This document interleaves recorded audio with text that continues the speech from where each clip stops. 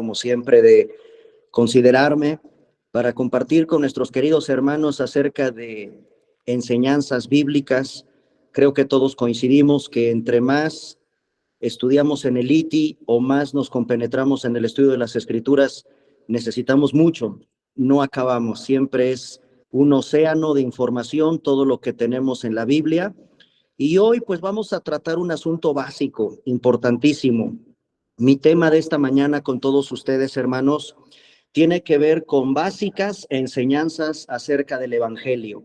Así que, ¿qué les parece si oramos y ponemos en manos del Señor este tiempo?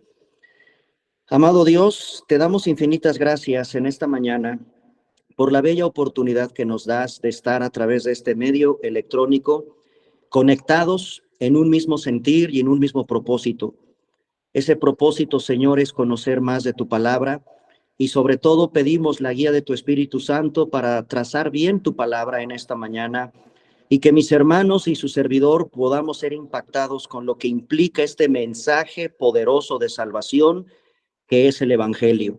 Te damos gracias por este tiempo, por todos nuestros hermanos que se están conectando, por aquellos que están por conectarse, y pedimos, oh Dios, que tú hables a nuestras vidas. En el precioso nombre de Cristo oramos. Amén. Bueno, hermanos, quisiera en esta mañana comenzar con una anécdota histórica. El tema, repito, que quiero considerar con ustedes son básicos acerca del Evangelio. Cuestiones básicas acerca de lo que es el Evangelio. Por increíble que parezca, pareciera que muchos cristianos no conocen la diferencia, por ejemplo, entre lo que es el Evangelio, evangelización y evangelismo. Todas estas palabras tienen la misma raíz, evangelio. Por lo tanto, necesitamos conocer perfectamente lo que las Escrituras nos muestran con respecto al Evangelio. Hermanos, es de suma importancia porque es un mensaje, es una persona, y el Evangelio puede ser comparado con un prisma. Quiero imaginar con ustedes un diamante que tiene muchas caras, y dependiendo de tu posición hacia la vista que tengas de ese diamante, lo vas a ver hermoso. Unos lo miramos desde el lado izquierdo, otros lo podemos mirar desde el lado derecho, otros podemos ver ese diamante desde enfrente o por abajo incluso, y en cada una de las áreas o las miradas que tú lleves hacia ese prisma, hacia ese diamante, lo vas a ver hermoso. Exactamente, hermanos, así es el Evangelio. Como primera observación, quiero decirles que el Evangelio no solamente es un mensaje que transmitir. Creo que la mayoría de todos los que estamos conectados entendemos que Dios nos ha llamado a compartir el Evangelio. Y eso es un mensaje. Eso es correcto. Esa es una cara del prisma. Pero hay otras más. Hay muchas otras caras de ese precioso prisma. Y todas las caras con que miremos el Evangelio son hermosísimas e importantísimas de conocer. Así que quiero comenzar con una anécdota histórica de lo que sucedió en la segunda mitad del siglo XIX en los Estados Unidos. Todos los que conocen un poco de historia sabrán que en los Estados Unidos hubo una guerra civil. Esa nación se vio envuelta en un conflicto entre estados del norte y estados del sur de los Estados Unidos. El 12 de abril de 1861 estalló esa guerra que concluyó 4 años después, el 9 de abril de 1865. Fueron muchas las causas de la guerra y también varias las causas que provocaron la derrota de los estados del sur. Los estados del norte fueron los que ganaron en esa guerra civil en la que se vio envuelto los Estados Unidos. ¿Saben ustedes cuál fue una de las causas que provocaron la derrota de los estados del sur? Resulta, hermanos, que los estados del norte empezaron a diseminar dinero falso. Cuando los estados del sur estaban manejando dinero falso, se creó una desconfianza en su propia moneda, colapsó la economía de los estados del sur y eso aceleró la derrota de los estados del sur. ¿Por qué les quiero traer a colación esta anécdota histórica y qué tiene que ver con el evangelio? Hermanos, el enemigo usa exactamente esa misma táctica para desprestigiar el evangelio. Hoy tenemos mucho evangelio falso. Hoy tenemos una triste realidad de que pocos cristianos llegan a comprender en su cabalidad qué implica el evangelio. Se ha diseminado, pareciera, en mucho del pueblo cristiano un falso evangelio. Te predicaron un falso evangelio. Posiblemente incluso muchos conocemos que están en iglesias que predican un falso evangelio. Esa es la estrategia del enemigo. Tratar de meternos entre verdades y mentiras, como ese dinero falso que fue introducido en los estados del sur, y eso colapsó la economía de los estados del sur. Se dice por la historia que el 9 de abril de 1865 concluyó esa guerra, siendo derrotados los pueblos, las naciones, los estados, perdón, del sur de la Unión Americana, porque provocaron una confusión con ese dinero falso. Hermanos, tenemos que tener mucho cuidado a la luz de las Escrituras para conocer exactamente qué implica el evangelio. Estoy consciente que muchos estamos escuchando mensajes ahora con las redes sociales. Es una verdadera situación importantísima de que ahora los cristianos tenemos acceso a muchísimas iglesias en las redes sociales, tenemos muchísima documentación electrónica, todo lo que ahora tenemos a nuestro alcance. Y si nosotros revisamos con cuidado qué iglesias, qué hermanos nuestros, qué predicadores están enseñando el correcto evangelio, nos vamos a sorprender que en pocas iglesias en realidad se está dando un énfasis a la importancia de lo que debe de ser el evangelio. Yo he escuchado, no sé si ustedes coincidan conmigo, donde a veces se cree que el evangelio es como una terapia psicológica. Para otros es parar de sufrir. Otros creen que el evangelio pues te va a llevar a una vida de prosperidad y materialismo, etcétera, etcétera. Hay muchas cosas turbias en cuanto se enseña el evangelio. Quiero decirles, hermanos, también que no debemos de ver el evangelio solo para incrédulos. Tú no vayas a caer también en el error de creer que el evangelio es como una especie de trampolín desde la cual saltamos hacia la piscina de la vida cristiana. Y ya después dejamos atrás la conversión, dejamos atrás todo lo que aprendimos, lo que nos compartieron del evangelio, y ahora pues hay que continuar sumergiéndonos en doctrinas más profundas. Hermanos, todos los días y cada que tengamos una oportunidad de estudiar, no podemos dejar de hacer a un lado el evangelio. Ningún creyente podrá crecer y madurar a menos que entendamos correctamente el evangelio. Por lo tanto, los cristianos tenemos que seguir aprendiendo del evangelio. No creas que nada más esto, bueno, pues esta va a ser una clase de evangelismo para que vayas con los incrédulos y a ellos les compartas el evangelio. No, los cristianos tenemos que conocer ese prisma desde todos los ángulos, desde todas las perspectivas en que podamos apreciarlo, porque es hermosísimo. ¿Ok? Hermanos, la palabra evangelio, para todos los que están anotando, la palabra evangelio, primero, la palabra evangelio aparece 72 veces en el Nuevo Testamento. 72 veces aparece en el Nuevo Testamento. 54 de estas 72 veces están en las cartas paulinas. O sea que es Pablo, el apóstol Pablo, el que refiere en 54 ocasiones que es o hace referencia a lo que es el evangelio. Pero ¿qué es el evangelio? Hermanos, el evangelio en un primer acercamiento a este maravilloso prisma, si quisiéramos voltearlo a ver desde una sola cara, la palabra evangelio viene del griego. La raíz etimológica de la palabra evangelio viene del griego y la palabra significa noticias gozosas o buenas nuevas. Hasta ahí. Eso significa en griego evangelión, evangelión, que significa noticias gozosas o buenas nuevas. Y tiene que ver precisamente con una buena noticia. En una de sus caras, si queremos mirar ese prisma maravilloso llamado evangelio, claro, se trata de hecho, yo digo, ¿verdad? Es la única y la más grande noticia que tú puedas escuchar.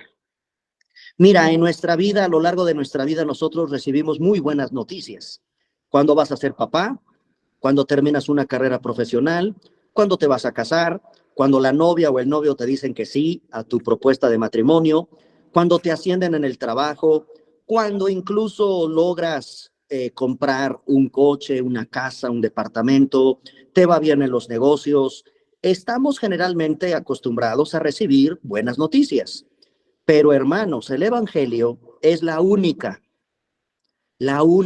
verdadera buena noticia que en esta vida puedas recibir. Olvídate de las demás que te acabo de mencionar, que son buenas en sí. Nadie podemos negar que da mucha alegría cuando recibimos una buena noticia. Sin embargo, en esta mañana el énfasis es a reflexionar si existirá alguna mejor noticia que la que vamos a revisar en esta mañana con ustedes, de una buena nueva, de una noticia gozosa. Y esa noticia gozosa, desde luego, tiene que ver con Dios. Dios es el autor del Evangelio. Dios es quien está detrás de lo que vamos a compartir como buena noticia de lo que es el Evangelio. Así que vamos a revisar, les propongo que miremos algunos puntos básicos. Esto es lo que jamás te debes de perder o de olvidar como cristiano, porque repito, esto no nada más es para incrédulos.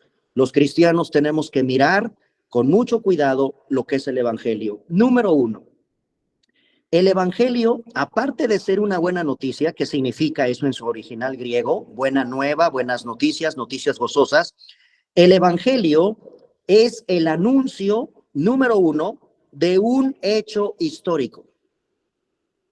Número uno, el Evangelio es que nosotros anunciamos un hecho que está en la historia. No estamos contando una buena noticia ficticia que sacamos de algún cuento de fábulas, ¿no? El Evangelio implica el anunciar un hecho histórico. De hecho, la palabra, como lo repito, significa buena nueva o noticia gozosa. ¿Y saben cuál es el origen histórico de esta palabra? Ya vimos su significado en griego. Ahora quiero compartirles un poquito. ¿Y quiénes eran aquellos que llevaban buenas noticias en la antigüedad?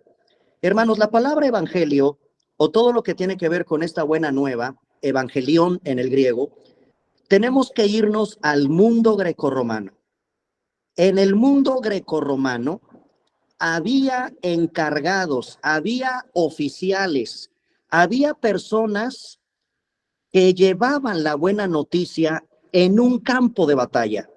Cuando los pueblos se peleaban entre sí y un pueblo ganaba en la guerra, en el campo de batalla, el evangelión, así se escribiría, así se pronuncia, evangelión, era una persona comisionada para ir al pueblo vencedor y darle a conocer a todo el pueblo que habían ganado la victoria. Ese era el evangelión. Tenía la misión de regresar con su pueblo a decirle a todo el pueblo que la batalla estaba ganada. Obviamente, hermanos, en aquel tiempo no existía el Facebook, no existía el Twitter, no existía WhatsApp, no existía teléfono. Había que recorrer grandes kilómetros de distancia, corriendo para llevar esa buena noticia de que la batalla había sido ganada. Como ustedes pueden darse cuenta, el origen histórico de la palabra no tiene nada que ver con el cristianismo. No tiene nada que ver con la Biblia. No tiene nada que ver con el pueblo judío, no tiene nada que ver con los cristianos. El origen tiene su antecedente histórico en el mundo grecorromano, a donde el evangelión proclamaba en el pueblo vencedor que habían ganado la batalla. De ahí, a lo largo de la historia, que nosotros en realidad ahora somos esos evangeliones, esos mensajeros que traemos un anuncio de buenas nuevas, de buenas noticias. ¿Por qué digo que el evangelio es el anuncio de un hecho histórico? Hermanos, porque anunciamos lo que Dios ya hizo en el pasado, en un punto crucial de la historia. Lo hizo en Cristo a favor de los hombres, a favor de las mujeres, y nadie, absolutamente nadie, pudiéramos acercarnos a Dios por nuestros méritos propios. Anunciar un hecho histórico como el evangelio no es dar un consejo, es un anuncio. Tú tienes que contar lo que Dios ya hizo en el pasado. Hay algo extraordinario que hizo Dios en un punto particular de la historia, y eso lo debemos de creer. Eso lo debemos recibir por fe para alcanzar el favor de Dios. Este anuncio de lo que vamos a contar sucedió aproximadamente hace 2000 años atrás, con la muerte, la sepultura, la resurrección y la ascensión de Cristo. Ese es el anuncio que tenemos que dar, que Dios intervino en un tiempo determinado de la historia y que Dios en Cristo nos está otorgando su favor, su perdón, su gracia. Dios ya lo hizo. Hace 2000 años, Él envió a su Hijo, a Jesucristo, para que a través de su muerte, repito, muerte. Número 2, sepultura. Número 3, resurrección. Y número 4, ascensión. Contemos, anunciemos, como esos grandes corredores evangelistas que proclamaban la buena nueva de que la batalla había sido ganada. Ahora nosotros tenemos que ir presurosos a contar lo que pasó hace 2000 años atrás en un hecho histórico. Entonces, hermanos, una manera de mirar el evangelio es considerar que hay un hecho histórico. Dios hizo algo en un determinado momento de la historia. Ahora, otra manera de mirar ese precioso prisma llamado evangelio, y digo, hermanos, este solo punto, el considerar que el evangelio es el anuncio de un hecho histórico, nos lleva a más clases, nos lleva a muchas clases, porque por ahí hubo un filósofo de apellido Dawson. Fíjense lo que decía un filósofo de la historia. Él decía que todo lo que nosotros en el occidente tenemos como básico, como fundamento de nuestras sociedades, tiene su origen en 3 colinas, decía él. Y este filósofo de la historia, Christopher Dawson, ese es el nombre de este filósofo de la historia, decía que nosotros tenemos una influencia de lo que pasó en la colina de la Capitolina con los romanos, ¿no? Otra influencia fue la colina con el Partenón de los griegos. Pero este filósofo de la historia también dice que la cultura occidental tiene un gran auge debido a lo que pasó en otra colina llamada el Gólgota. Y efectivamente, si nosotros revisamos lo que pasaron en esas 3 colinas, la influencia del romano, de la cultura romana, la influencia de los griegos, pero sin duda, una poderosa influencia fue lo que pasó en ese hecho histórico, en una colina en las afueras de Jerusalén llamada el Gólgota. Dios en Cristo anunció, nos envió a su Hijo, cosa que tuvo que haber hecho Dios. De ninguna manera nosotros pudiéramos habernos reconciliado con Dios por nuestros méritos, si no es a través de un hecho histórico como lo que hizo Dios al enviar a su Hijo a morir, a ser sepultado, a resucitar y ascender a los cielos, tal como la historia lo registra. Entonces, hermanos, este solo punto es objeto de estudio hasta de los filósofos de la historia. La influencia tan poderosa de lo que pasó en la colina del Gólgota hace 2000 años. Otra manera de mirar el prisma de lo que es el evangelio tiene que ver con la obra de esa persona en la cruz. La obra. Si ustedes tienen sus Biblias, acompáñenme a 1 Corintios capítulo 15, por favor. si tienen ahí sus Biblias y si no, tomen nota, por favor, pero quiero llamar la atención en este segundo punto, porque el anuncio, ok, voy a anunciar un hecho histórico, voy a anunciar algo que pasó en el pasado, pero ahora vamos a ver un poco que ese anuncio gira en torno a la obra de lo que hizo Cristo.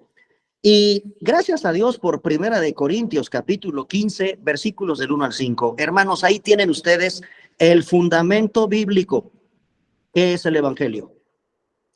De Primera de Corintios, capítulo 15, del 1 al 5, nadie nos podemos salir. Tú y yo tenemos que ser escrupulosos, cuidadosos de predicar y de anunciar correctamente el Evangelio. Dios no te permite que desvíes este mensaje. Dios no te permite que cuentes una historia fantasiosa o una historia fuera de lo que Dios reveló. Dios no te permite que tú alteres el evangelio. ¿Se acuerdan que Pablo en Gálatas dice, maldito el que predique un evangelio diferente? Vean la solemnidad de lo que implica no salirte de los parámetros de lo que implica el sagrado mensaje del evangelio. Y gracias a Dios que tenemos en Primera de Corintios capítulo 15 del 1 al 5 los rieles por los cuales tenemos que caminar cuando hablamos del evangelio. Fíjense lo que dice Pablo en Primera de Corintios 15 del 1 al 5. Además os declaro, hermanos, el evangelio que os he predicado, el cual recibieron y en el cual también perseveráis. ¿Ya vieron, hermanos, que el evangelio según Pablo tiene que ser predicado? ¿Ya vieron que de acuerdo a Pablo el evangelio se recibe como una noticia que hay que creer? Y aquí hay algo increíble. ¿Ya vieron que también Pablo dice perseveran en el evangelio? Perseveran. Ellos habían oído de la resurrección, la iglesia de Corinto. Ellos no tenían por qué creer en vano, ellos tenían que permanecer en el evangelio. A eso me refiero con que, hermanos, esto no pienses que nada más es para incrédulos. No, los cristianos tenemos que predicarlo, que recibirlo y tenemos que perseverar en el evangelio. Versículo 2. Si retenéis la palabra que os he predicado, sois salvos, y no creyeron en vano. Y a continuación en el versículo 3, escuchen y vean, hermanos, en la Biblia, el orden. Primero os he enseñado lo que yo recibí, que Cristo, número 1. Hermanos, el evangelio tiene que ver con la muerte. Cristo murió. Cristo murió. El anuncio está centrado en algo que le pasó a Jesucristo. Jesucristo murió. Fíjate también cómo dice, después de que murió, dice, por nuestros pecados. Yo entiendo que tuvo que haber muerte por nosotros, que somos pecadores. Y ya vieron que el versículo 4 nos dice algo interesante. Fue sepultado. Hermanos, número 2. En el orden del evangelio, Pablo nos está diciendo que porque hubo un muerto, hay sepultura. Nada de que Jesús se desmayó, nada de que Jesús pues en realidad no murió, fue un desmayo. Hay muchas teorías incluso en torno a dudar de la muerte de Cristo y por lo tanto de su sepultura. Pablo pone la sepultura como una confirmación de que se murió. La sepultura es la confirmación histórica de que murió. El hecho es que Cristo murió. ¿Y por qué murió? No murió por la traición de Judas, no murió porque Pilato lo entregó, no murió porque el Sanedrín hizo un complot contra él por sus enseñanzas y lo consideraban un blasfemo. No. En el plan orquestado de Dios, Cristo tenía que morir porque somos pecadores. Por eso murió. Versículo 4, fue sepultado y claro, resucitó al tercer día conforme a las escrituras. Hermanos, el evangelio entonces tiene que ver con la obra, lo que pasó en la persona de Cristo y su obra redentora. Yo no puedo predicar el evangelio si no hay muerte. Yo no puedo predicar el evangelio si no hay una confirmación histórica de que hubo una sepultura. Yo no puedo predicar el evangelio si yo no creo que Cristo resucitó y se fue a los cielos. Vean el versículo 5. Se apareció a Cefas, se apareció a los 12. Versículo 6, ¿ya vieron cómo se confirma que vivió, volvió a vivir? Después apareció a 500 hermanos a la vez. Muchos de ellos, cuando Pablo escribió a la iglesia de Corinto, viven todavía, y otros ya partieron con el Señor. Versículo 7, sigue la confirmación de que está vivo. Apareció a Jacobo, después a todos los apóstoles. Sigue la confirmación que dice Pablo, versículo 8, se me apareció a mí. O sea, yo no estoy alucinando, yo lo creo porque se me apareció a mí. Jesús estaba vivo, a pesar de que murió, a pesar de que fue sepultado, porque se sepultó un cadáver, estaba muerto, pero al tercer día se levantó de los muertos, y tan se levantó de los muertos que se aparece a Cefas, a los 12, a 500, y dice Pablo, confirmando lo que estamos narrando, se me aparece a mí como un abortivo. Ya en el versículo 9 explica Pablo que él se sentía indigno de ser llamado apóstol y que era el último de los apóstoles. Entonces, hermanos, número 2, el evangelio anuncia la obra redentora del Calvario. Hubo un muerto, ese muerto es Jesús. Tan estaba muerto que fue sepultado, y al tercer día Dios lo levantó de los muertos. Hermanos, la resurrección es la confirmación de Dios de que Él está satisfecho con el sacrificio de su Hijo. Porque, hermanos, si Cristo hubiera muerto y se hubiera sepultado, es lo mismo que Mahoma, es lo mismo que Gandhi, es lo mismo que el padre Abraham. No, la resurrección, Dios levantó a su Hijo, confirmando, aceptando, avalando que su muerte, su sepultura y ahora volverlo a levantar de los muertos, nos da la total autoridad de que Dios está avalando ese sacrificio. Cristo pagó, Cristo cumplió con todo lo que el Padre exigía, con todo lo que Dios exigía. Eso implica, entre muchas cosas, el tema profundo, maravilloso de la resurrección. Pero yo no puedo predicar solo resurrección en el evangelio. Yo no puedo predicar solo de sepultura en el evangelio. Yo no puedo predicar solo de muerte. Tengo que darlo completo. Muerte, sepultura, resurrección, y sabemos que después se fue a los cielos. Ese es el anuncio. Eso es lo que hay que anunciar. Todo relacionado con lo que pasó en la cruz del Calvario. Ahora, dice Pablo que Cristo murió por nuestros pecados. Tercer punto de esta clase de esta mañana. Este hecho histórico, esta obra de lo que pasó en el Calvario, gira en torno a uno de los más graves, si no es que el más grave, es el más grave, corrijo, es el más grave de los problemas que tenemos los seres humanos. Igual, tú me puedes dar una lista de qué tantos problemas puedes tener en esta mañana. Tienes problemas económicos, tienes problemas de salud, tienes problemas con tus hijos, tienes problemas en tu matrimonio. Hermano, yo sé que todos estamos rodeados de muchos problemas, pero hay un problema que es el más grave de todos, que si no venimos a Cristo en esta mañana corriendo y no nos enamoramos más de Dios por lo que hizo en Cristo en el evangelio, hermanos, entonces no hemos conocido lo que es el evangelio. Los hechos históricos que el evangelio anuncia acerca de Cristo giran en torno a un grave problema llamado pecado. Dice el versículo 3, Cristo murió por nuestros pecados.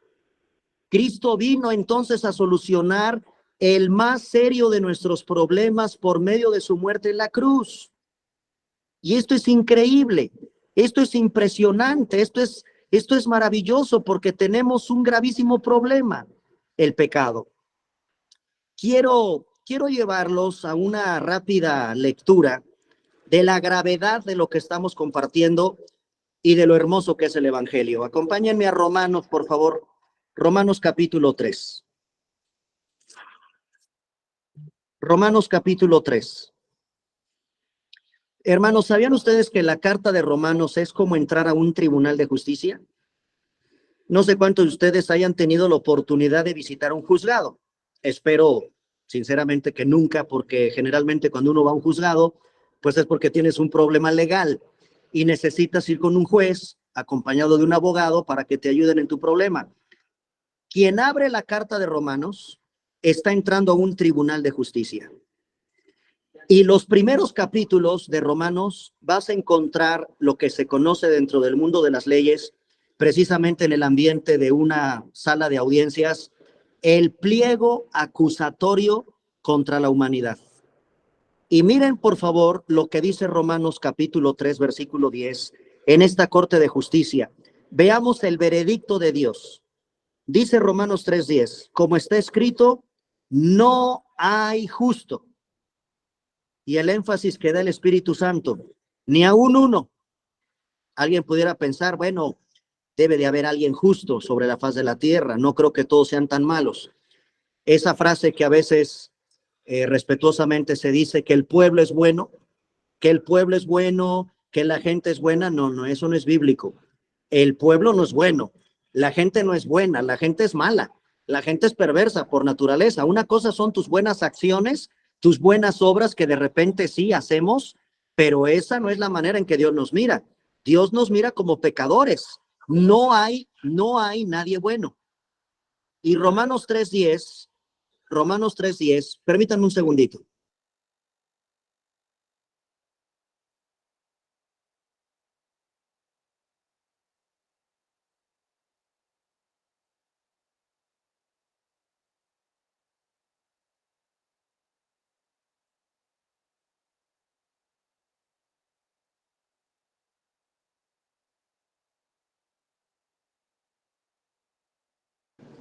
Disculpen, ahí estoy. ¿Estamos de vuelta? ¿Se escucha? ¿Verdad? Se escucha. Ok. Romanos 3:10. Una disculpa. Romanos 3:10. Como está escrito, no hay justo ni aún uno. ¿Sabes qué significa Romanos capítulo 3, versículo 10? Que todos los seres humanos delante de Dios hemos violado su ley. ¿Cuántas veces? Incontables veces. Somos injustos delante de Dios por haber violado su ley moral. Incontables ocasiones. Desde la perspectiva bíblica tenemos un gravísimo problema. Nadie puede cumplir la ley de Dios. Se considera que hay 613 mandamientos, ¿eh? No nada más vayas a pensar que Dios le entregó a su pueblo 10 mandamientos. No, hay 613 mandamientos en todo el ordenamiento de la ley de Dios. Y de acuerdo a la perspectiva santa de Dios, el que viola uno se hace culpable de todos. Hermanos, hay una imposibilidad y con razón Romanos 3:10 nos dice, no hay justo, nadie sobre la faz de la tierra es capaz de obedecer con la ley moral de Dios. En incontables ocasiones la violamos. Romanos 3:10. Romanos 3:11. ¿Ya vieron lo que dice Romanos 3:11? No hay quien entienda. El pecado dañó tu entendimiento. Eso no significa que el incrédulo no pueda entender o recibir información acerca de Dios. Eso no significa que un incrédulo no pueda llegar a ser doctor en biología, doctor en historia, estudiar un doctorado. No se está refiriendo la Biblia a esa inteligencia de estudios seculares. La Biblia se está refiriendo a que el hombre incrédulo no puede entender y recibir información de quién es Dios. No lo entiende. Nos cuesta trabajo entender a Dios, no nos gusta someternos a Dios, no creemos en Él, preferimos creer en el Big Bang, preferimos creer en otras cosas para dar una explicación de cómo surgieron las cosas, pero el hombre, de acuerdo a Romanos 3:11, tiene el entendimiento dañado respecto a quién es Dios.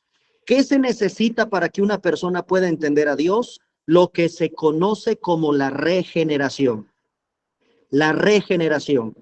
Solamente el Espíritu Santo puede ayudarnos a quitar toda esa basura que tenemos en la cabeza, ese entendimiento perdido para llegar a conocer a Dios. Así que, hermanos, vean nada más, de acuerdo a Romanos 3:11, también dice, no hay quien busque a Dios. Nuestro corazón es incapaz de inclinarse hacia Dios. Los seres humanos buscamos ansiosamente la paz, la felicidad, la esperanza, pero quieren hacer a un lado a Dios. No sé si ustedes se percatan de eso. Quieres ser feliz. Todos queremos la felicidad. Todos queremos que nos vaya bien, pero hacemos a un lado a Dios. Se cumple lo que dice Romanos 3:11. No hay quien busque a Dios. Es decir, nuestro corazón es incapaz de inclinarse hacia Dios. Si el hombre pudiera experimentar paz, felicidad, sin Dios lo haría, ¿eh? Nos cuesta trabajo poner a Dios en el centro de nuestra vida. Por eso Romanos 3:11 nos dice que nuestro corazón es incapaz de inclinarnos hacia Dios. Versículo 12. Todos se desviaron, a una se hicieron inútiles.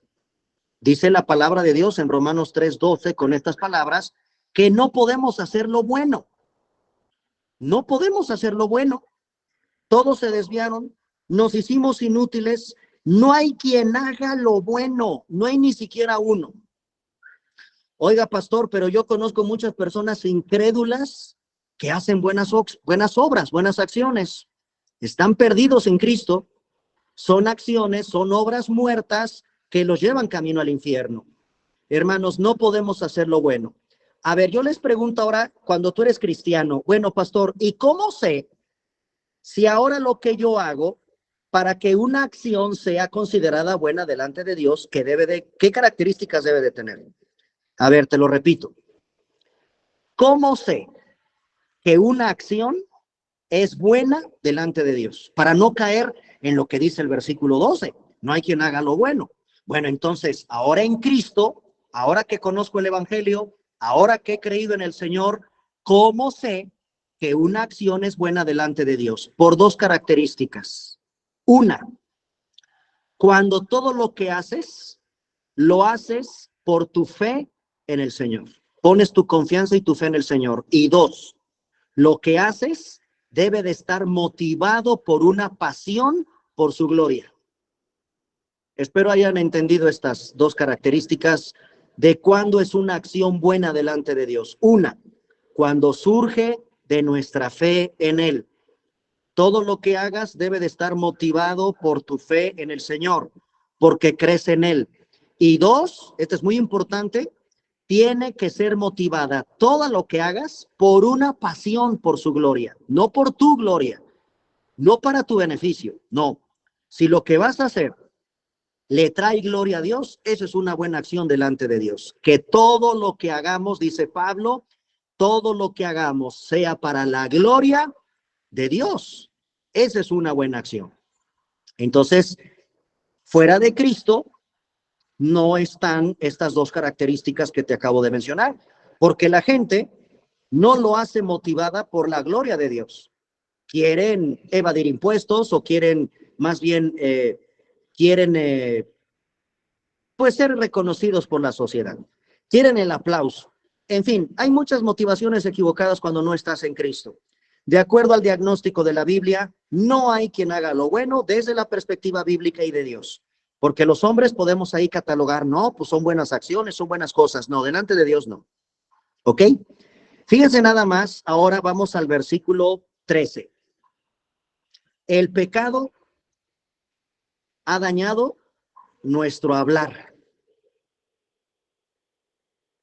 Y tú lo puedes ver perfectamente de la gente inconversa de allá afuera. ¿Cómo hablan tus amigos que no son cristianos? ¿Cuántos chistes cuentan tus amigos que no son cristianos? Tus compadres, tus conocidos, tus vecinos, hasta tu propia familia, tus propios familiares que no están en Cristo, ¿cómo hablan? ¿Se han percatado, hermanos, en un restaurante, en un centro comercial, en el cine, cómo habla la gente? ¿Qué le gusta oír a la gente?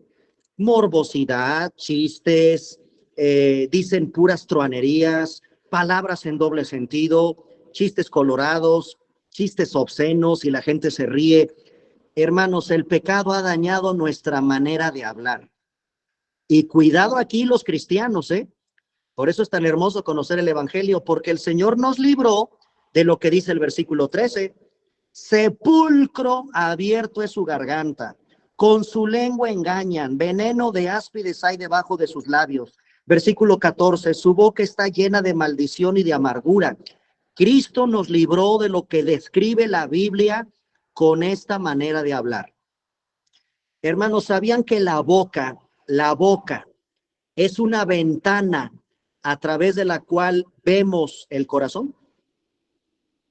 La boca es una ventana a través de la cual podemos ver lo que hay en el corazón.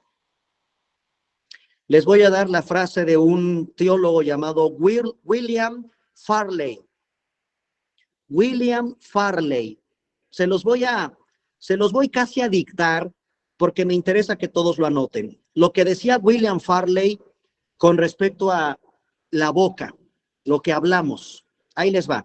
Espero todos lo puedan anotar y si no, ahorita en unos minutitos, a ver si nos da tiempo, retomamos. Se los voy a dictar. Un corazón desleal chismea.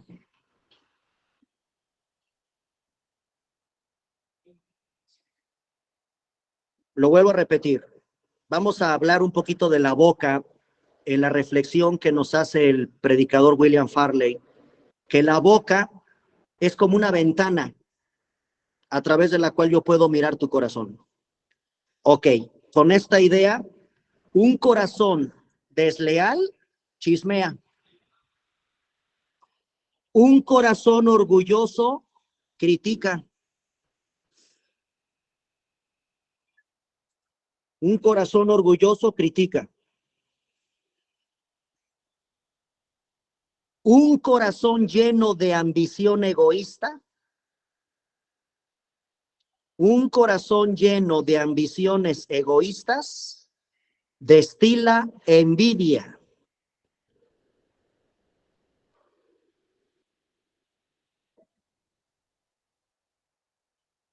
Un corazón que odia difama.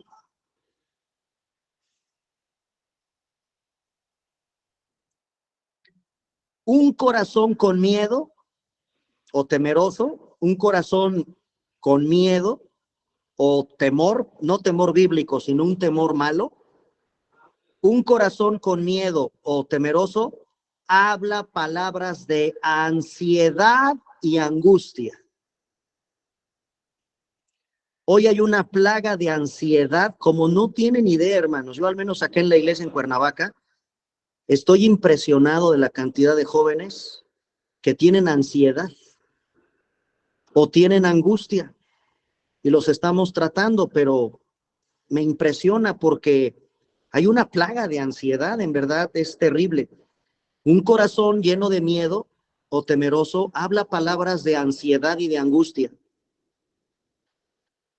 Un corazón que le tiene miedo a los hombres, un corazón que tiene miedo a los hombres, evita la confrontación o es un adulador. Evita la confrontación o es un adulador.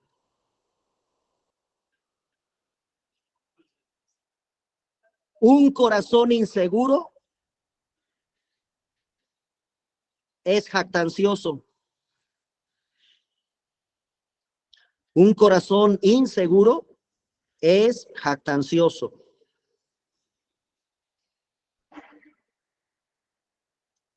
Un corazón ambicioso,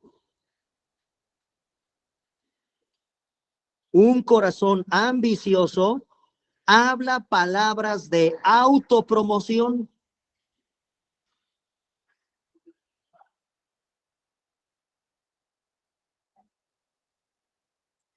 Y finalmente, un corazón ingrato. Un corazón ingrato se queja y murmura.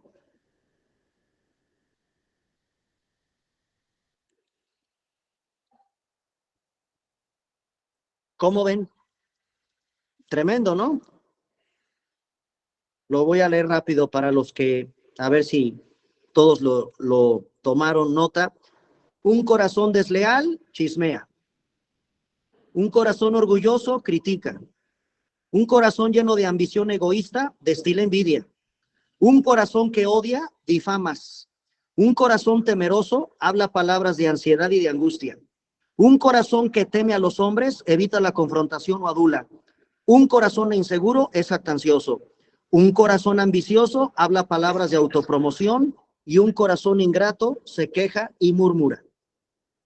De todos esos nos libró el Señor. Por eso en el pueblo cristiano no podemos abrir nuestra boca si no es para bendecir, edificar a nuestros hermanos.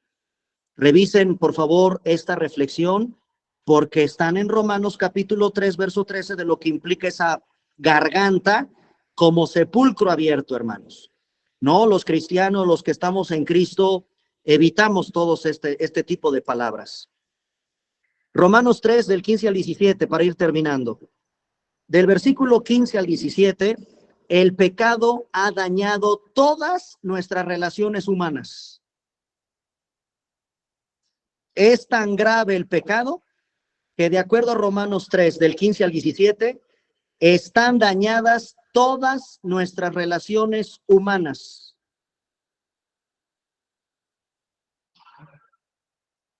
Cualquiera me podría decir, pastor, en el versículo 15 habla de un homicida, de aquellos cuyos pies se apresuran para derramar sangre. Sí, nada más que yo te recuerdo que Cristo dijo que un homicida no es aquel que mata a una persona. Es un homicida aquel que guarda odio contra su hermano.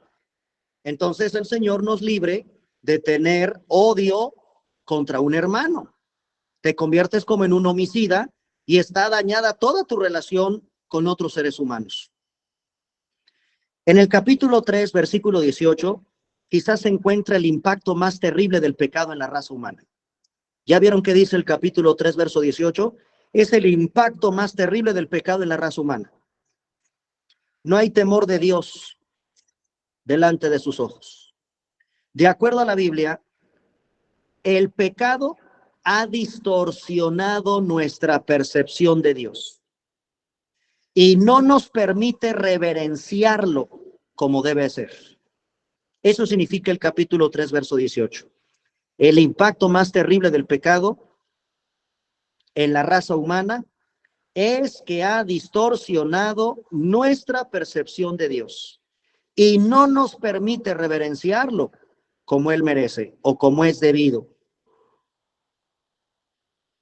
No hay temor de Dios, dice Romanos 3:18, delante de sus ojos.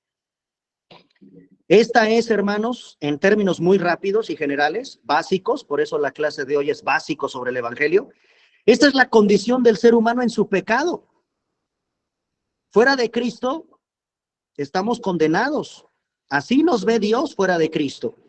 Por lo tanto, necesitamos a Jesucristo como Salvador. Él no vino para enseñar cómo ser más buenos. Cristo no vino para enseñarnos cómo ser más espirituales. Vino a salvarnos del terrible impacto de lo que acabamos de leer. Vino a salvarnos del terrible impacto del pecado. Todo lo que el pecado ha producido en todas las áreas de nuestra vida y sobre todo de nuestra relación con Dios. Recapitulando, la palabra evangelio significa buena nueva, noticias gozosos o buenas nuevas. No solo es un anuncio. El evangelio es comparado con un prisma con varias caras. En esta mañana revisamos que el evangelio es anunciar un hecho histórico. 2, el evangelio como anuncio gira en torno a lo que pasó en el Calvario, en la obra de una persona. Sabemos quién es esa persona, Jesucristo. Y número 3, el evangelio como verdad histórica está relacionado con el problema del pecado. Debemos de anunciar acerca de Cristo porque tiene que ver con un problema y la Biblia le llama pecado. Ahora, ya para terminar, hermanos, a mí me gustaría decirles la diferencia entre evangelio, evangelización y evangelismo. Quizá muchos de ustedes pertenecen al ministerio de evangelismo. Bueno, ahí les va. Creo que con la palabra evangelio queda más claro qué es. ¿Y evangelización qué es, hermanos? Evangelización. Les voy a dar, y ya por tiempo me van a buscar, Segunda de Reyes, o vamos para allá. Vamos rápido, creo que nos quedan unos minutitos rápido. Rápido, vayan a Segunda de Reyes, capítulo 7, del 3 al 9. Estoy en el tema de la evangelización. Segunda de Reyes 7, del 3 al 9.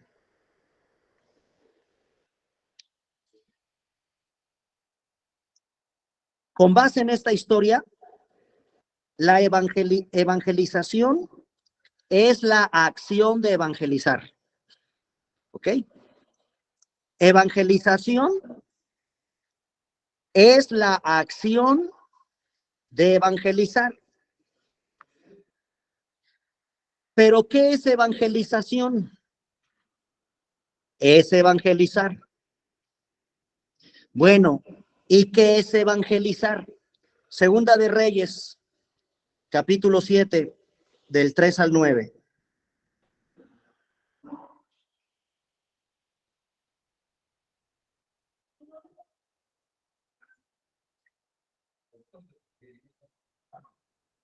Versículo 9. Vean el versículo 9 de Segunda de Reyes, capítulo 7. Luego se dijeron el uno al otro, no estamos haciendo bien. Hoy es día de buena nueva. Ah, eso es evangelio. Hoy es día de buena nueva y nosotros callamos. Y si esperamos hasta el amanecer, nos alcanzará nuestra maldad. Vamos pues ahora, entremos y demos la nueva a la casa del rey. Por tiempo, ya no me va a dar oportunidad de contarles de qué trata la historia de Segunda de Reyes, capítulo 7, del 3 al 9. Léanla, por favor, con detenimiento, pero les voy a proporcionar una definición que nunca se van a olvidar de lo que es evangelizar, con base en esta historia. Es un mendigo diciéndole a otro mendigo dónde encontrar comida.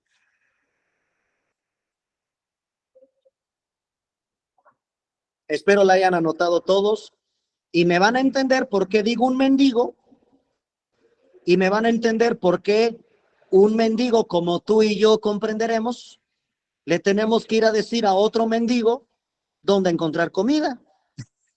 ¿Ok? Ese es evangelizar. Con esta definición creo que nunca se te va a olvidar. Repasen Segunda de Reyes 7 del 3 al 9 y me van a entender qué pasó ahí. Y es exactamente lo que tú Profesor, y yo ¿lo puede tenemos que hacer. repetir, por favor?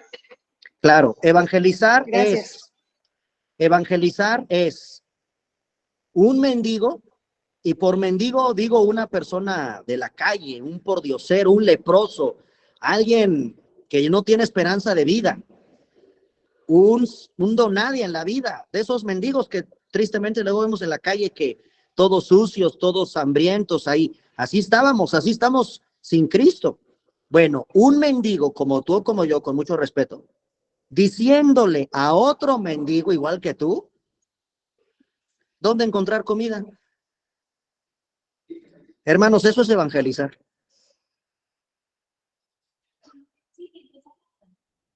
La idea fundamental de la evangelización es transmitir el evangelio a una persona. Obviamente, evangelización es la acción de evangelizar.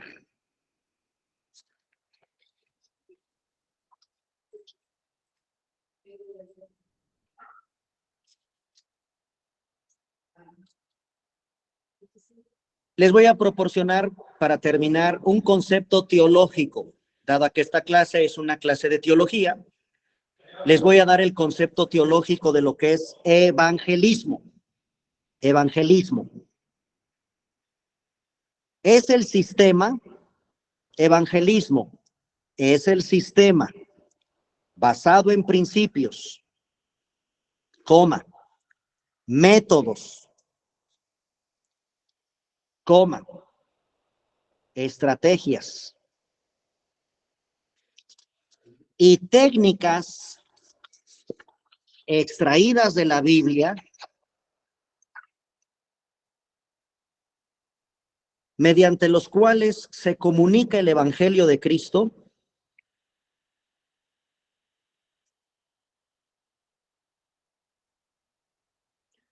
mediante los cuales se comunica el Evangelio de Cristo a todo pecador,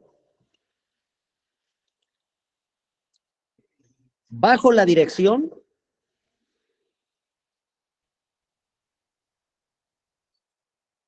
y en el poder del Espíritu Santo,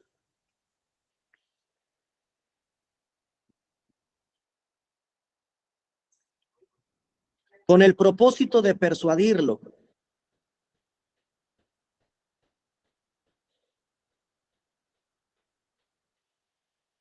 de que venga a Cristo, coma, llevando al final a los que creen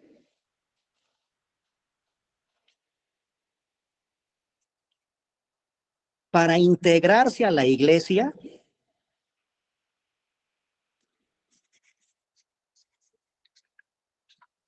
y prepararlos